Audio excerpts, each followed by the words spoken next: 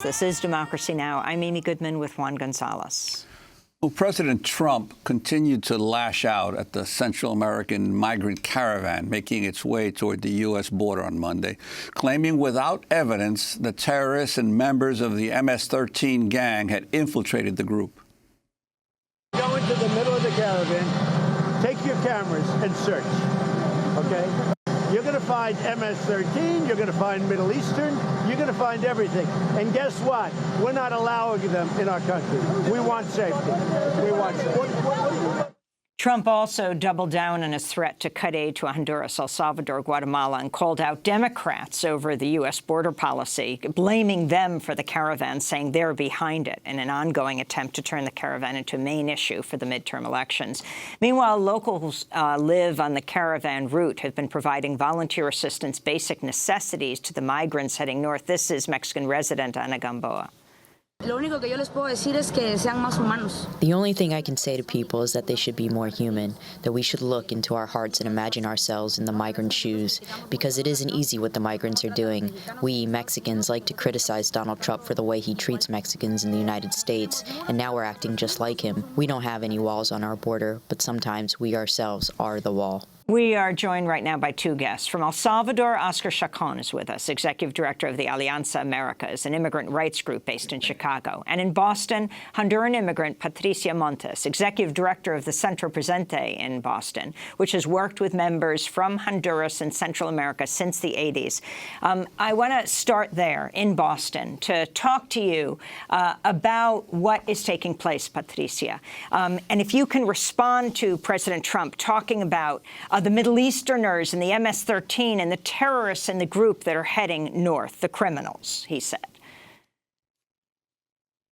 Yes, I mean, what we're definitely seeing right now is a humanitarian crisis as a result of the structural problems that Honduras has been facing for a very long time. There is an alarming crisis in Honduras and an alarming level of corruption, impunity, extreme poverty, and extreme violence that Honduras has been facing for a very long time. And these crises have been invisible within the conversation about forced migration in the United States. Oscar Chacon, I wanted to ask you, you're there in El Salvador. Could you talk about how the countries of Central America are viewing this confrontation now, this caravan? Because as you've noted, these caravans have become a regular part of the migration process as many people who are desperately leaving Central America feel safer in groups of people because of all the assaults and the attacks by criminal gangs through Mexico as they migrate to the U.S. border? Well, I think that if you ask me what the governmental reaction has actually been mainly quiet. There hasn't really been any official responses by the governments of Honduras, El Salvador, Guatemala, precisely to the threats made by the president that he will cut off aid to these countries. From the perspective of people just talking about what these caravans represent, I mean, most people in government that I've talked to, but also civil society actors, people are very surprised because in many ways, it is not that it is new that so many people are leaving Honduras, Guatemala, El Salvador. What is really new is that they gather together at the moment of departing Honduras in this particular instance. But the reality is all you need to look is the data. From the past several years, it is very clear that there has been an increasing number, especially of Hondurans, living the conditions that Patricia was describing. And again, the only surprising factor here is the timing, because clearly in the US, the fact that this caravan is happening now is playing into the hands of President Trump's very well-established campaign to essentially demonize foreign nationals as if they are the source of all the trouble that we have in the U.S., indeed, on many fronts. But sadly, I mean, this is not something that is based on anything that Hondurans themselves plan. I mean, it's not like people said, oh, let's schedule this caravan for the time when the midterm elections are about to happen. Frankly, most people in Central America are not even aware that there was a midterm election happening in the U.S. That is how distant the narrative from the president and the reality on the ground happen to be.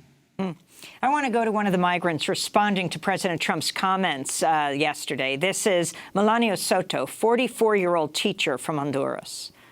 If Trump is human, he should think and reflect on what is happening. Why Honduras? Or why people migrate from their country? As Trump said, that if the Honduran president, Juan Orlando Hernandez, did not stop this, then there would be no economic support for Honduras. So I say, what support for Honduras? Because you never see any kind of support. What does he do with this support? What does Trump do with the support he gives to Honduras? Because Hondurans don't see anything. Therefore, we are frustrated and tired of so much repression from our country. Oscar Chacon, if you could talk about the U.S. support, the Trump administration support for the president of Honduras, who they call Joe, the whole idea of the contested election, that people protested days on end, that international groups said there should be a new election, and how that contributes to this march northward. Well, first of all, I think it's important for the viewers of this program to understand that U.S. foreign aid is not what most Americans like to think it is. Very often, U.S. foreign aid is sort of like a boomerang. I mean, you put money nominally abroad, but what they have to do with that money is essentially purchase either merchandise or services from the U.S. And in the case of Central America, in a specific, the last 4 or 5 years, which indeed, I mean, show an increase in the nominal amount of U.S. foreign aid, has been primarily earmarked for essentially security and defense purposes. So the person you were interviewing is absolutely correct. You know, the average Honduran, the average Guatemalan do not necessarily see in a tangible manner what those U.S. aid means. What is true is that the people in government, in this case in Honduras with Juan Orlando Hernandez, he's been able to build far more than anybody else before him, his armed forces, his police, which are used as political tools to essentially shut up people who are criticizing him. So clearly what we are seeing here is the end result, if you want, of a series of steps that have been taken by the U.S. government, not only the support to an illegitimate election last November,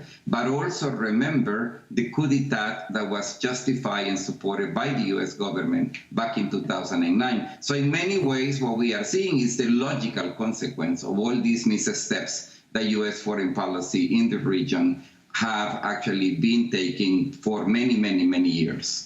And Patricia Montes, I wanted to ask you about the pressure that President Trump is putting not only in the Central American governments, but now especially on Mexico to disperse and stop this caravan. Obviously, the Mexican President Peña Nieto is in the last months or weeks of his presidency before December 1 when Manuel López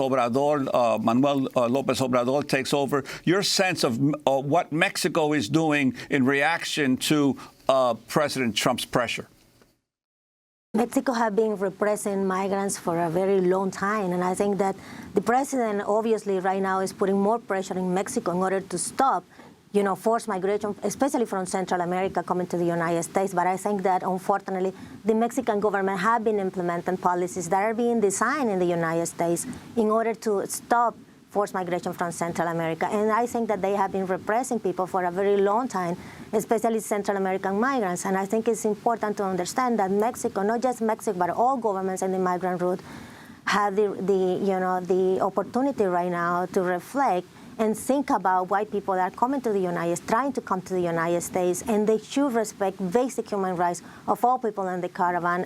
Unfortunately, they have been implementing programs like the Plan Frontera Sur that is more militarization, and that's the answer to receive migrants. And unfortunately, I don't think that's the good answer. More militarization and repression is not the answer to receive people that are coming and looking for international protection. This is Luis Saban, who is a 32-year-old unemployed salesman from Honduras. He's one of the thousands of people making their way up from Honduras right now. Trump's tweet is very worrying, but he doesn't know how we've suffered. As he was born with a silver spoon in his mouth. Well, we weren't. If he put himself in our shoes, it would be very different. If he walked to what we walk, he never walks. Patricia Montes talk about how this particular caravan was organized. And what are the numbers you're seeing right now? Up to 7,000 people making their way north now in southern Mexico? Almost 7,000 people, and most of them are from Honduras. And I think it's important to understand what is going on in Honduras, what has been happening in Honduras, and the role of the U.S. and the crisis that Honduras has been facing for a very long time. There are two particular moments in history in the past 10 years, like the coup d'etat that took place in 2009, and of course the unconstitutional re-election of Juan Orlando Hernandez. These two moments in history increased the political and economic instability in Honduras, and now we're seeing the results. People are leaving because they don't have alternatives. It's not about looking for better opportunities. It's about looking for survive. And Honduras has an endemic problem of corruption and impunity. The Honduran people have no trust on these public institutions. We need to see fundamental changes. And the other problem is that the United States is now threatening the Honduran government and saying that they are going to cut aid. That's very controversial because most of the aid that is going to Honduras is to militarize the country, to militarize our society, and that's not the answer. That's not the solution. And Oscar Chacon, I wanted to ask you, the efforts of President Trump to raise this issue and stick on it are clearly having some impact. Is your sense of how this may actually impact the elections that are coming up in just a couple of weeks here in the United States? Well, I don't doubt that there may be some impact, but let's be clear about the following. The fact that this president has been so obsessed, with immigrants and immigration as a key component of his message from the day he announced his desire to become president of the U.S. in 2015 should not make any one of us surprised that he's using the caravan essentially to further advance, his well-established line against immigrants by demonizing them, by dehumanizing them. And frankly, I believe that the fate of the 2006 election was shaped the moment that parties did their respective strategies. If there is indeed a negative impact in terms of who will come out and vote, I don't believe that the caravan could in any way be blamed, for defining that particular event. I think that, again, we should not be surprised. If I regret one thing, is that there is no a strong counter-narrative from the Democratic Party about an event like this caravan or migration altogether. And I believe that that's a flaw that we need to deal with and find a way of fixing in the U.S. Oscar, the vilification that Trump uses, whether he's talking about the criminals from Central America or the Middle Easterners. Sarah Sanders was asked about this at the White House, the spokesperson, and she offered no backing up of saying they're Middle Easterners in the middle of this as they talked about terrorists. But what effect this has on the communities across this country? Well, look, this is banking on almost 3 decades of systemic messaging to the effect that foreign nationals are a threat. They are terrorists. They are killers. They are rapists. And this is what consistently has been said both about Latin American immigrants, especially Mexicans. So I just believe they are continuing pounding something they've been pounding forever. Well, we want to thank you both for being with us. We want to ask you to stay with us. We'd like to do another interview in Spanish for Democracy Now! In Espanol. Oscar Chacon, Executive Director of Alianza Americas, an immigrant rights group based in Chicago, though he's speaking to us from San Salvador, and Patricia Montes, immigrant from Honduras, Executive Director of Centro Presente in Boston. I'll be speaking in Aliso Viejo in Orange County, California, Wednesday night at Soka University. Check our website.